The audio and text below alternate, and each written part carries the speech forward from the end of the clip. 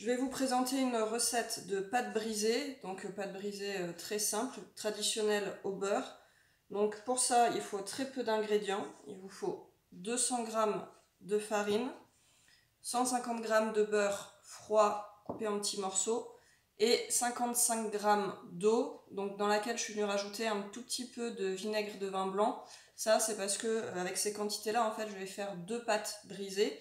Et la deuxième, en fait, je vais la congeler parce que je ne vais pas l'utiliser tout de suite. Si vous n'avez pas envie d'en refaire une à chaque fois, c'est une bonne solution pour gagner du temps. Et le vinaigre de vin blanc, en fait, ça va éviter que la pâte ne s'oxyde, n'ait des petits points noirs dedans. Et ça marche plutôt bien pour ça, le vinaigre. Donc, je commence par mélanger ma farine avec mon beurre.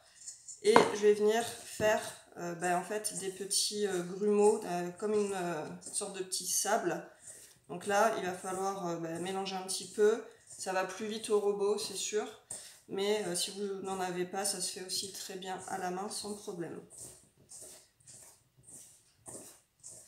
Donc je viens mélanger jusqu'à ce que j'ai des petits grains qui se forment. Ça va prendre à peu près 2 minutes, 2-3 minutes.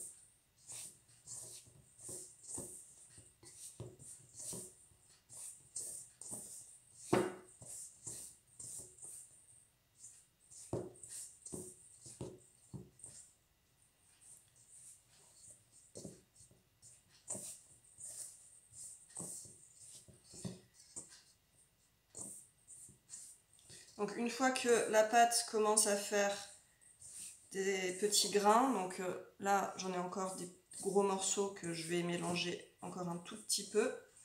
Mais en gros, dès que j'ai à peu près cette texture là, je vais venir ensuite rajouter mon eau, additionnée de quelques gouttes de vinaigre blanc.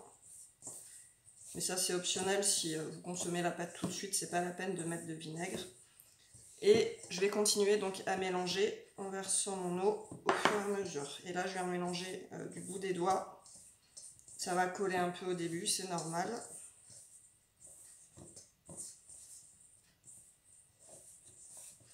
Et je mets le reste. Continuez de mélanger. Si vous trouvez que la pâte est trop collante, eh bien vous pouvez rajouter un petit peu de farine. J'ai pas précisé, mais la farine, j'ai pris de la T55. C'est ce que je vous conseille. En général, pour tout ce qui est pâte, la T55, c'est celle qui s'y prête le mieux.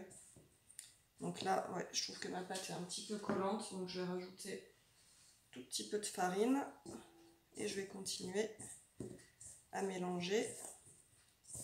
En général, pour tout ce qui va être biscuits, gâteaux, j'utilise plutôt de la T45, même si vous pouvez utiliser d'autres farines. Et pour les pâtes, plutôt de la T55. C'est ce qui donne une meilleure texture. Là, ouais, ma pâte est encore un petit peu trop collante. J'ai dû mettre un tout petit peu trop d'eau, donc plutôt peut-être 50 g que 55 g d'eau. Et je viens finir de mélanger ma pâte.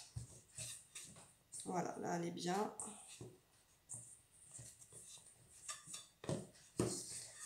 Et il ne faut pas trop la mélanger parce que sinon après ça fait une pâte un peu friable. Donc là je viens récupérer ce qui était collé sur mes doigts. Voilà. Et je viens finir en fait comme ça, voilà, sur le plan de travail. Ce que je vais faire, c'est que je vais la couper en deux, vu que moi j'ai fait des doses pour 2 pâtes. Et je viens fariner mon plan de travail.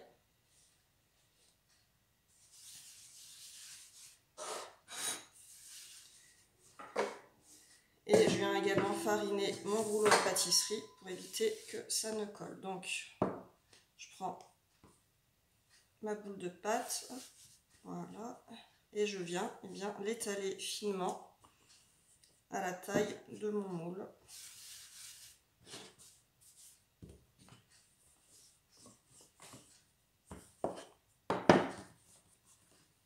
Donc avec ça, vous pouvez aussi bien faire des quiches, donc des recettes salées, que des tartes. Ça marche très bien. Si vous faites des tartes, vous pouvez même rajouter un tout petit peu de sucre, genre 5-10 grammes dans la pâte, mais c'est optionnel. Ou alors vous pouvez mettre aussi un arôme. Pour des pâtes salées, vous pouvez très bien mettre des herbes de Provence ou des épices dans la pâte. Et pour les recettes sucrées, vous pouvez mettre, je sais pas moi, de la cannelle, de la vanille, même éventuellement des écorces de citron ou d'orange confite. Ça dépend vraiment le type de tarte que vous voulez faire.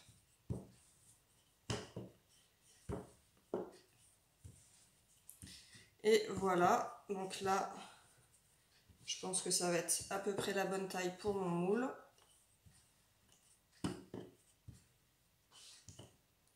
Voilà. Je vais le chercher. Donc voilà, j'ai été récupérer mon moule à tarte et je viens déposer ma pâte dans le moule. Voilà. Et là, je vais venir doucement coller les bords. Bon, je l'ai pas mise très au centre, du coup là j'ai un petit trou, mais c'est pas grave parce que je vais venir récupérer, voilà, des bouts de pâte en trop ici. Donc ce que je fais, c'est qu'avec mon rouleau, je viens bien appuyer pour couper l'excédent.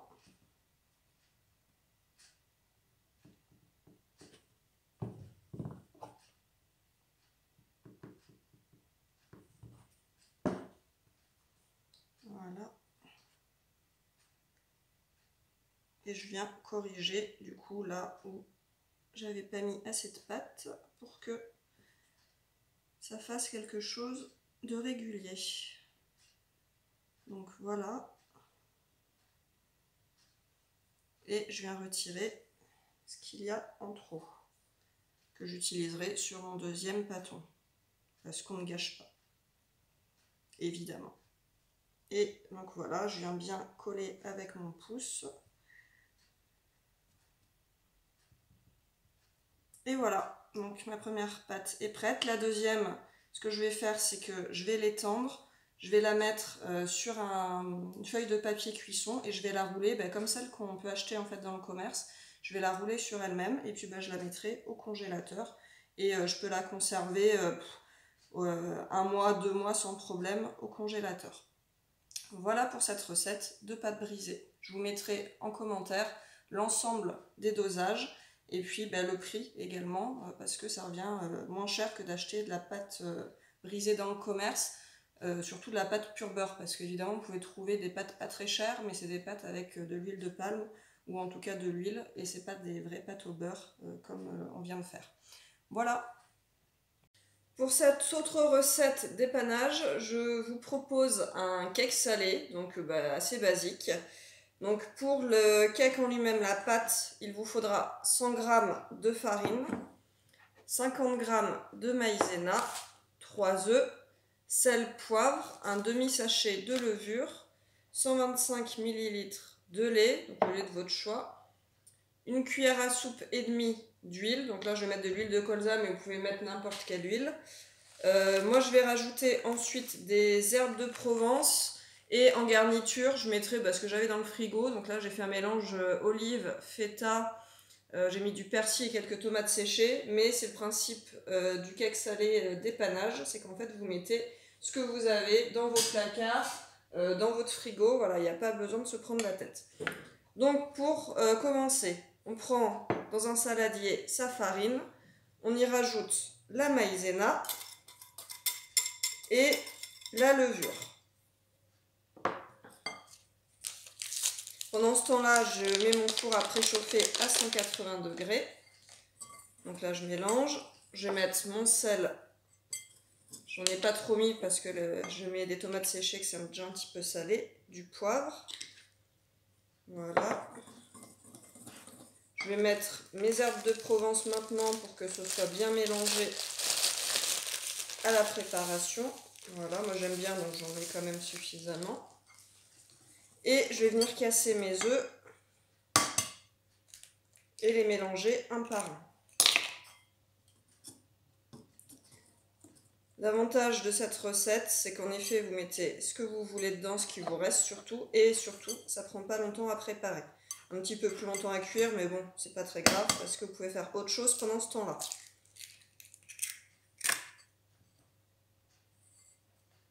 Donc, on mélange bien. Moi, je mets un peu de farine partout, comme d'habitude.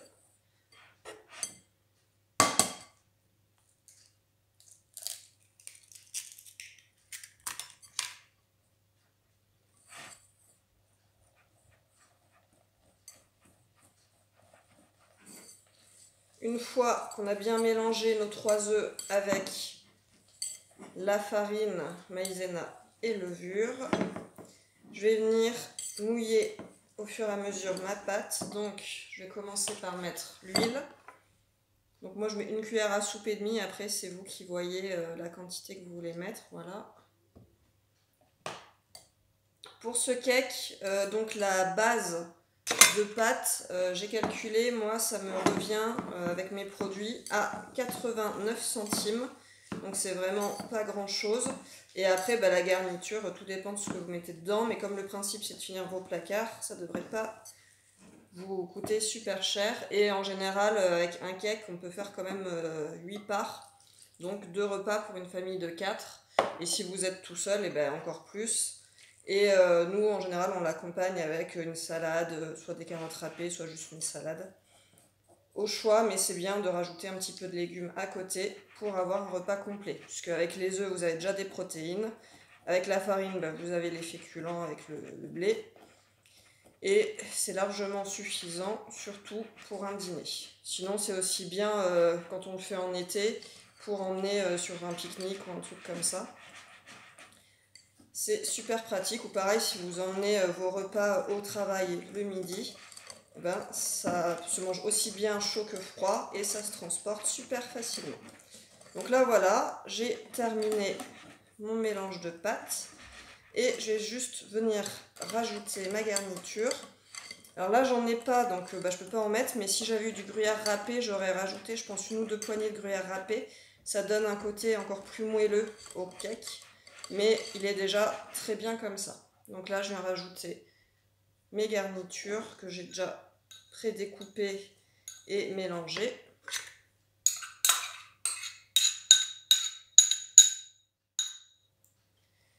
Et je mélange bien le tout.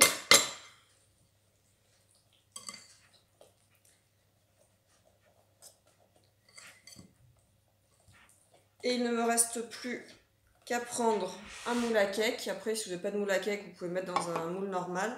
Je l'ai beurré pour éviter que ça ne colle quand je voudrais le démouler. Et voilà, il n'y a plus qu'à verser.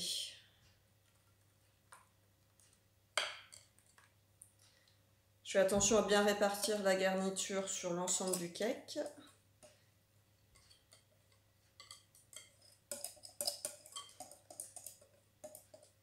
Vous pouvez aussi jouer avec les épices. Donc moi j'ai mis herbe de Provence parce que je trouve que ça allait bien avec ma garniture. Mais vous pouvez mettre du curry, du paprika, des épices à colombo, je sais pas, tout ce que vous aimez tout simplement.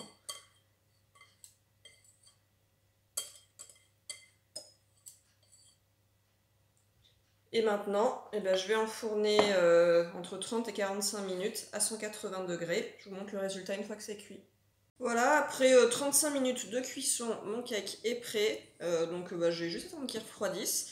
Et puis ensuite, il n'y aura plus qu'à le manger. Voilà. Donc nous, ça va nous faire 2 repas pour 4 avec une petite salade à côté. N'hésitez pas à me dire si vous l'avez testé, ce que vous mettez dedans, et si vous l'avez bien aimé, ou alors des petites astuces pour le rendre encore plus moelleux. En tout cas, tout ce que vous pouvez partager avec nous en commentaire. On passe à la recette suivante. Pour la dernière recette d'épanage, je vais vous montrer une recette de tortilla, comment faire ses propres tortillas.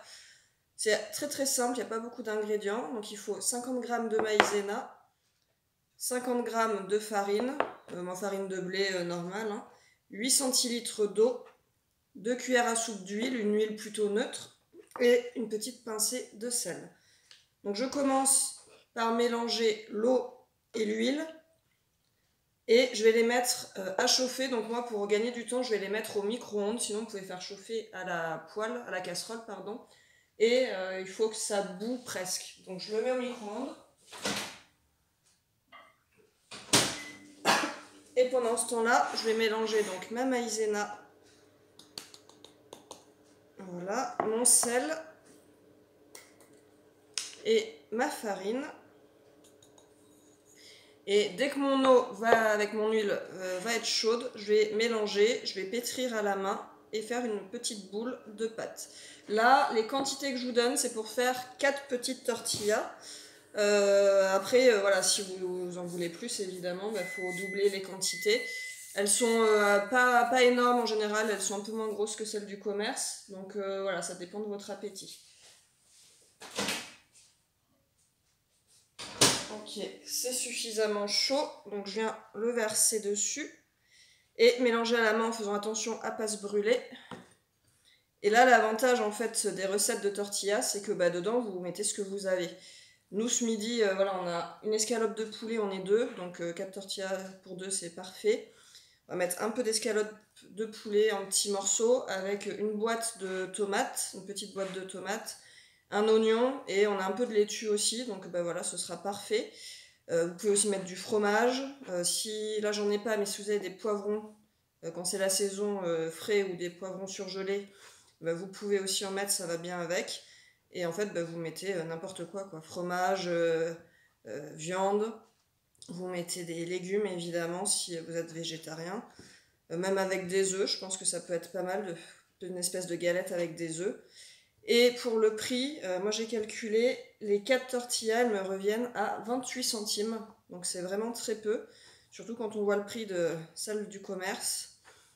C'est quand même plus intéressant de les faire soi-même.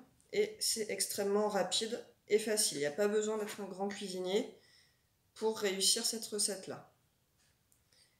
Donc là, voilà, j'ai quasiment fini de pétrir.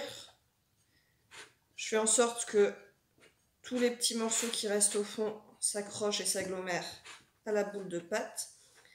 Vous voyez en fonction s'il y a besoin de rajouter de la farine, si c'est trop collant, ou si vous avez besoin de rajouter un petit peu d'eau si c'est pas assez humide. Mais en général, voilà, moi avec ces quantités-là, ça donne un super résultat. Donc voilà, j'ai ma boule de pâte. En théorie, il faut la laisser reposer une demi-heure, donc en mettant un torchon par-dessus. Là, j'ai pas le temps et je pense que c'est pas dramatique. Donc, je vais les étaler tout de suite. Je mets un tout petit peu de farine sur mon plan de travail et je viens faire donc 4 boules de pâte à peu près égales. Voilà. Je les roule et je viens étaler finement ma galette. On essaie de faire un truc à peu près rond. Voilà.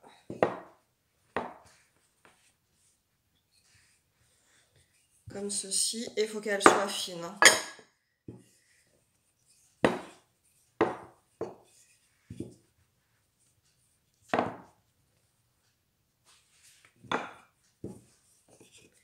Voilà, celle-là, mince, j'ai fait un pli, c'est pas très grave. Voilà, celle-là, elle est prête. Je viens la mettre de côté. Je vais faire la seconde.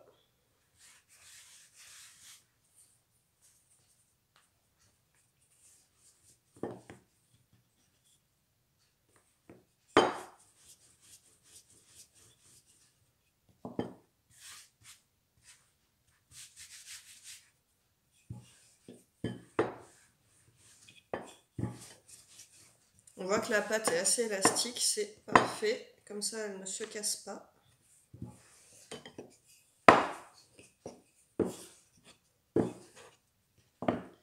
Voilà.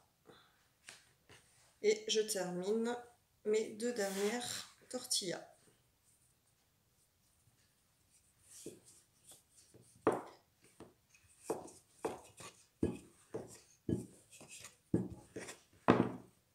Je vais mettre un peu de farine, ouais, celle-là elle a collé un peu.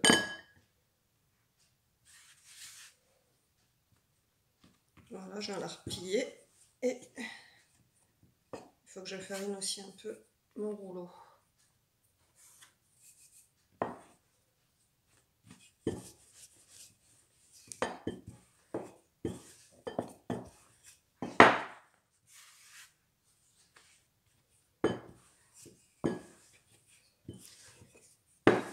Et maintenant je passe à ma dernière. Je remets un petit peu de farine pour éviter que ça me colle.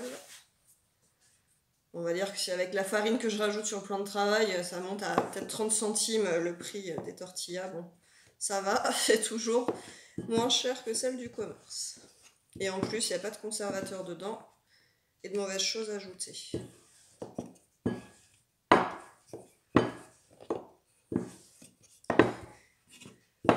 Et voilà, donc j'ai terminé, elles sont bien fines. Et maintenant, je vais venir faire chauffer une poêle. Donc assez chaud, mais pas brûlant non plus pour pas que ça brûle, que ça crame en fait la tortilla. Et dès que la pâte est cuite, je les retourne. Une minute, 2 minutes max en général par tortilla, c'est suffisant. Et il n'y a plus qu'à les garnir après. Je vous montre le résultat une fois que c'est cuit. Voilà, une fois que c'est cuit, donc ça donne ça. J'en ai une deuxième en train de cuire ici. Et ensuite, pour les conserver, donc je mets un torchon par-dessus pour éviter qu'elles ne sèchent trop. Et juste avant de les consommer, en fait, je les repasse un tout petit peu à la poêle. Ça va les ramollir parce qu'elles vont naturellement sécher un peu. Et juste de les refaire chauffer, en fait, ça les ramollit. Donc voilà, je vais faire cuire mes 4 et je vous montrerai ensuite une fois dressées pour notre repas de ce midi.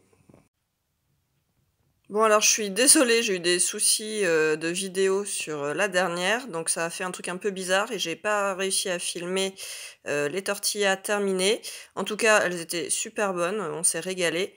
Donc n'hésitez pas à les tester et à me dire ce que vous en avez pensé, si vous les avez bien réussies, et à partager vos recettes d'épanage avec nous.